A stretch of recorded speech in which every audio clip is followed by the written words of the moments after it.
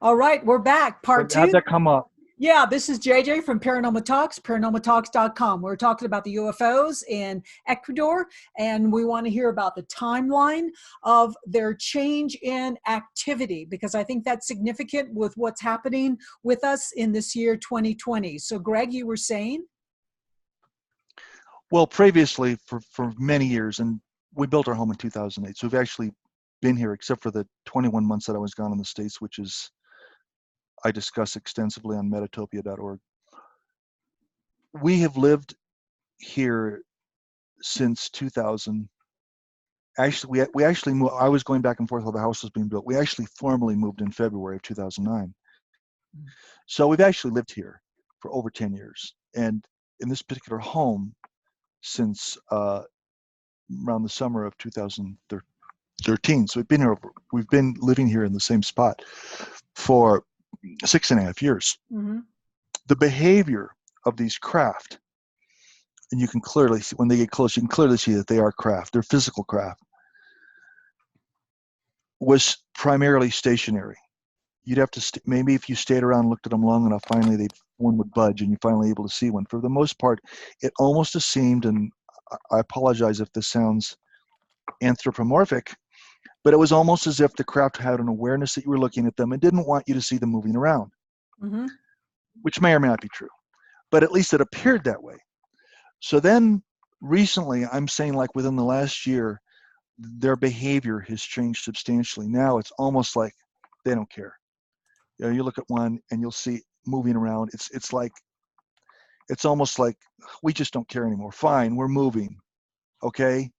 Oh, you're so smart to figure out that we're not a star, you idiots. You know, they're just doing their Oh my thing. God, really? Like we don't care. Yeah, yeah, more and more. Still, oftentimes you'll see the stationary ones, but now you're seeing more moving. And then recently, within the last 2-3 months, you'll see one and you'll see it move and you'll see it disappear. Huh. And it does it so, and it does So so in a so way where it almost phases in and out. as if it was interdimensional. Now, of course, there could be a phenomenon. You know, I can't discount the thought that maybe they've got some kind of technology where they just withdraw the light and they're able to make themselves appear unrecognizable. But another alternative explanation is, and this is the one I believe, is that they're interdimensional. And this is why the U.S. or whatever deep state apparatus you want to talk about can send out all the fighters they want. They can send all the F-18s they Mm-hmm. want. It doesn't matter. They'll just, okay, fine, we'll go. We'll And, leave. and We'll and Greg, this kind of looks like reappear. this looks like your neighborhood in the clouds here with Mm-hmm. with the Yeah, eucalyptus trees. yeah, yeah. It's pretty, where'd you get these? Uh, well, these are in Ecuador Mm-hmm. and they're posted online. UFO sightings daily. UFO I sightings think I over recognize, Ecuador yeah, forests. yeah, I can tell you that that shot right there is just outside Cajas. This is typical. Those are the eucalyptus trees lining the river. Yeah, Yes, yes. this is typical. And you see, oh, I mean, it's amazing. Well, by the way, just stop on that one, the one that you're. Okay, do you understand the magnitude of light you've got to be emanating during the daylight In the to day, be yes, seen during the yes, day to be seen like that? It's yes, pretty amazing. yes. Um, And here's a nice jellyfish, big one. yeah. So now it's like they don't care anymore. It's like, okay, fine. Uh, you geniuses are finally figuring out that we're not a planet or a star, or aren't you so proud of yourself? So screw it. We'll move when we want to move, and we'll check into the fourth or fifth dimension when we so choose. But That's the tell that's the us. sense that's the sense that I get. Oh, okay, but you mentioned that the activity has been increasing. By activity, you mean what? Movement, more actual UFOs in the sky at the same time? What? I think the sheer number has been pretty I mean, there's a lot of. I mean, sometime. I was out one night. One night, I don't know what made me do it. I thought, how many of them are there? And I counted 12. I counted 12 UFOs in the sky at the same time, and everyone. And I checked them on Starting. I checked them on my software. Ah. Every single one of those 12 was quite clearly a UFO, and they weren't all together either. They were in different parts of the sky. Hmm. They didn't congregate together. They were separate, distinct. Mm-hmm. Didn't look like they were moving or cooperating in any kind of coordinated way. 12 unique from the southern sky, eastern, southern, western, northern skies. So, So morning, afternoon, evening, what? well, I'm busy during the day. I'm a working person. So usually I don't go out looking for them. But at nighttime, I'll go out and on the veranda and I'll look in the sky. They're so in your face. They're so noticeable. It's not even that I'm actively looking for them. I'm actually trying. It's like they're so in your face. It's unavoidable. There's no way you can. There's as long as you're not blind, you're going to see these things. They're very noticeable. And lately, as I said, they're moving around a lot more. And for the first time ever, the last 2 or 3 months, they appear and then it's like, and they're gone.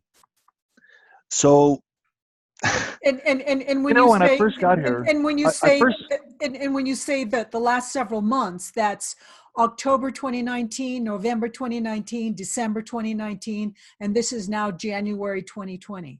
I'm thinking September, October. I didn't jot it down. Okay, on this day was the first time I ever saw. I mean, I didn't make a journal entry.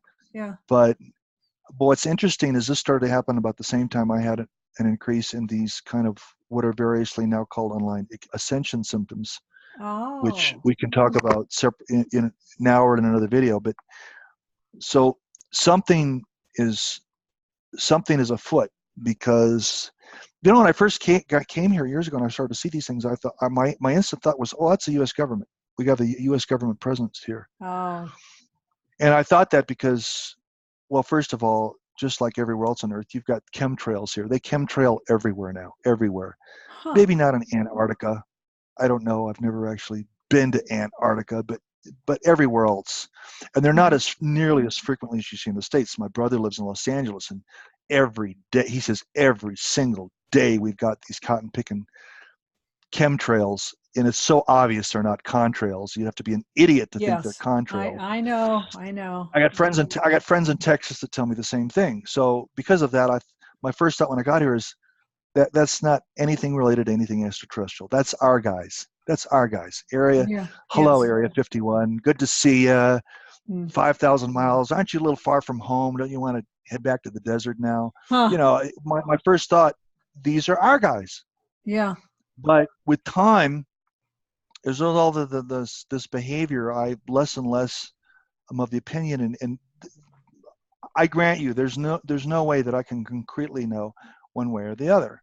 Mm-hmm. But I've gotten to the point where I really don't think that they're our guys. For one thing, 13 kilometers to the west of me is a small community called Soldados. And I started hearing these stories. I thought, oh my God. I started hearing these stories about this creature, which was kind of a cross between Bigfoot and the abominable snowman. It's cold up there. It's even higher. We're at 10,000 feet. This is even higher up than we are. Wow. 11,000 feet, 12,000 feet. I don't know. Anyways, they have these stories about the citizens there being frightened, and that they have this being comes out of the mountains and literally chases them. And you go there and they talk about this in a very, very serious way. And chases them for what purpose? Who knows? Who knows? What the heck? Being chased by a Bigfoot? Yeah. That's not good. To scare them, or to make them aware of, stay away from this, don't climb any higher. Oh, yeah. Huh. And? Yeah, well, at least, it's just to chase them. I mean, it's not. Well, right. Now, this is not ET's answer to Harvey Weinstein, okay? It's not like anyone gets molested or something, but they get chased And apparently it's very frightening to even see this creature. And at first I thought, oh my God, that's pretty wild. Come Well, on. actually, it's been well But documented that UFOs, which I think may be our guys, actually mhm. chase the Bigfoots on the ground. That is fairly well documented I by don't know. I'm reporting to you. I'm reporting to you what eyewitnesses. What?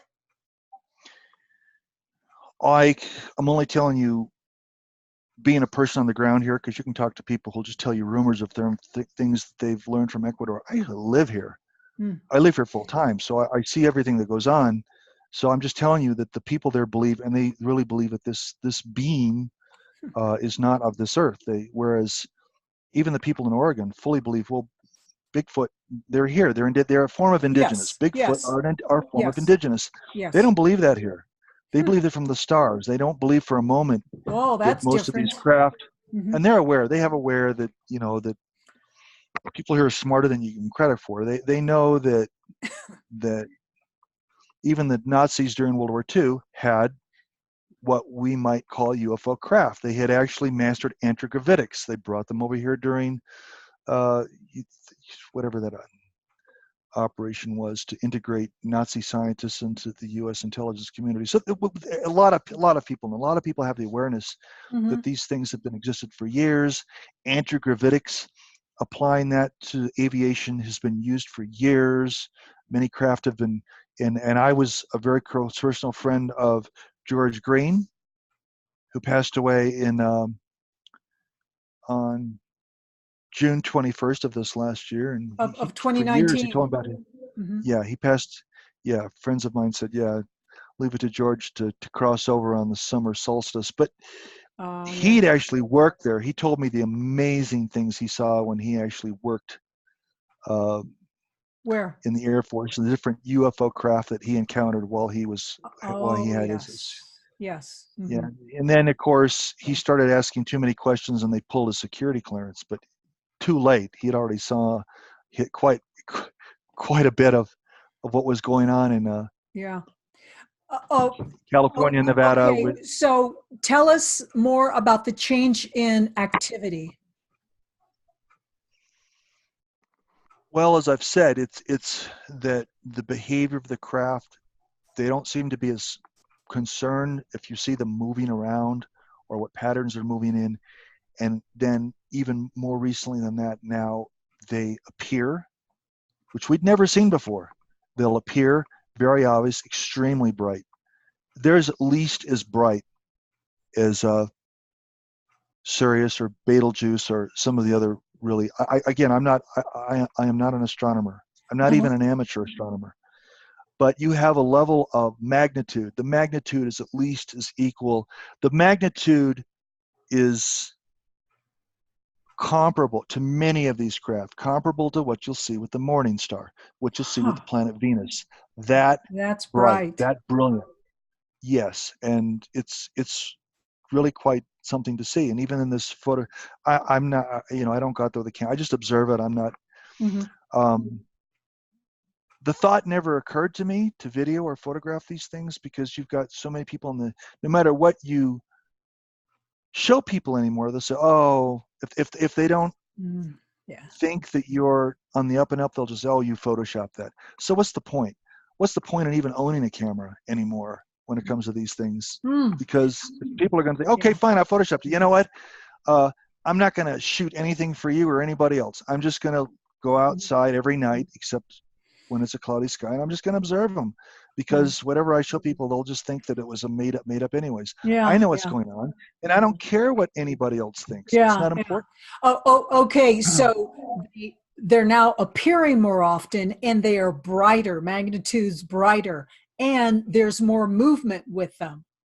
More movement, and this phenomenon of the showing up, Yeah. staying a while, and then Yeah. gone. Okay. And we never saw Hmm. that before. That's only Okay. a recent So phenomenon. that increased activity and luminescence has increased the last 3 months of 2019, and it's The last continuing 3 months. here into Yeah. 2020 so As far. if, I don't know what's behind it, as if as if there are other beings who are more than ever very concerned about what's going on the earth at this time. Like as if we're under more scrutiny, if you will, than we Ah, were before. yeah, it feels like that. More scrutiny and Mhm. concern. Yeah, they know that we live in a place that, I mean, if you look how things are run on this earth, Mhm. it's hard for me to imagine it's hard for me to imagine any extraterrestrial group that doesn't know that this is one of the few places in the universe that's being administered without adult supervision. So, so I can only That imagine is they're so thinking, rude. yeah, but true, unfortunately. So, one has to imagine that there's certain, because we do have nuclear technology and we've developed other things that, to use that well-worn Indian proverb, a little knowledge is a dangerous thing. Yeah, we are collectively the sorcerer's apprentice. So it's easy for me to imagine certain extraterrestrial civilizations who are very advanced saying, um, we're going to have to start keeping a closer eye on you, you crazy son of a bitches. I mean, it's easy for me to imagine that, just based on the how crazy things have become and getting crazier by the day. It's easier for me to imagine that more advanced civilizations would be keeping a closer eye, because we're doing things and Mhm. we're involving ourselves in technologies that, if you understand the concept of non-locality, we're doing many things that are affecting the entire universe. Yes. And so therefore it's all the more important that species more intelligent than ours, and when you understand that there are still people on this planet that watch CNN and MSNBC, it's easy to imagine that Mm. they're going to, you people are, the level of intelligence here, you own, you're dealing with technologies that you're not smart enough to be fooling with. So Mm. I think the sorcerer's apprentice is a good metaphor. I mean, I can, from my point of view, I can imagine that if the more intelligent species than ourselves are saying, we need to keep a closer eye on Yeah. what you lunatics Yes. are up to. Yes. Yeah. Okay. The asylum Yeah. needs a Uh-huh. little bit of oversight. It's not going to come from you people. Yeah. It's also kind of similar if you've ever raised children. When Mhm. children get to be a certain age, we tend to look out for them more often, such as when they get their driver's license. If we're Yeah. not, then we should feel more nervous once they get their driver's license. But once children reach adolescence and they begin to have the wherewithal to engage in more adult things, that's Mhm. when we really need to start looking after them, and when they may make some of their biggest mistakes because they haven't quite learned yet. I think there's a parallel there as well with our Earth population and how we're coming up in our awakening and our knowledge. We are being awakened uh, thanks to the technology of the internet. We're seeing and hearing things we have never heard or seen before, which is one reason why we have paranormal talks, is to bring on speakers like you. Mhm. So we're at our minute mark here. So any last words, Greg, for us before we Well, sign? I mean, if you were to run this thing on a linear regression curve, Yeah. if it means there's going to be, if we continue on the same path uninterruptedly, we're going to see more interactions between ourselves uh, and other beings. And Well. Yeah. there's a whole lot I could say on that too, because of Yeah. certain abduction phenomenon that I'm aware of here in Ecuador. Uh, Mm. but I think we're gonna see more of the same, and I think we're gonna see. I mean, obviously, um, there are beings who have decided, at least it would appear, we need to intervene in a more serious way. this is Mm-hmm. out of control. It really, and on a feeling level, to me, everything that's going on in the world right now, Yeah. whether it's the shifting of the magnetic north, or what we're seeing in the dramatic increase in earthquakes. We got 2 volcanoes going off here. It just seems like Mm.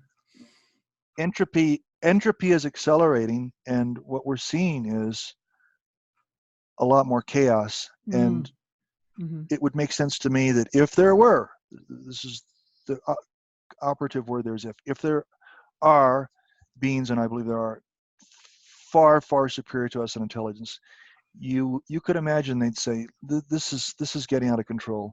You know, we've had a policy up to this point of non-interference, but you know, you guys have turned you've turned the insane asylum into something not even we could have imagined. So we're going to have to intervene here. That's what it feels like. It Hmm. remains to be seen Hmm. if that actually happens, but that's what it feels like. Yeah, yeah. Well, and that makes sense. I think a parent would quickly intervene if they saw their adolescent, their 13, their 15, their 16-year-old moving in a direction where they might fall off a cliff. I think Yeah, we'd see yeah, the that's the, it's the, you can the see what's same happening. You know, we'll behavior. have fun till daddy takes the T-bird away. T-bird away. Yeah. Yeah. Well, on that note, thank you so much, Greg Caton from Alpha Omega Labs and from gregcaton.com. Please like us here and check out the links to Mr. Caton's website so you can learn more and read his wonderful, enlightening books. Be prepared when you read those books. You'll read stuff you haven't heard before, but it's time that we all did. So thank you, Greg, and we will see you next time. Bye.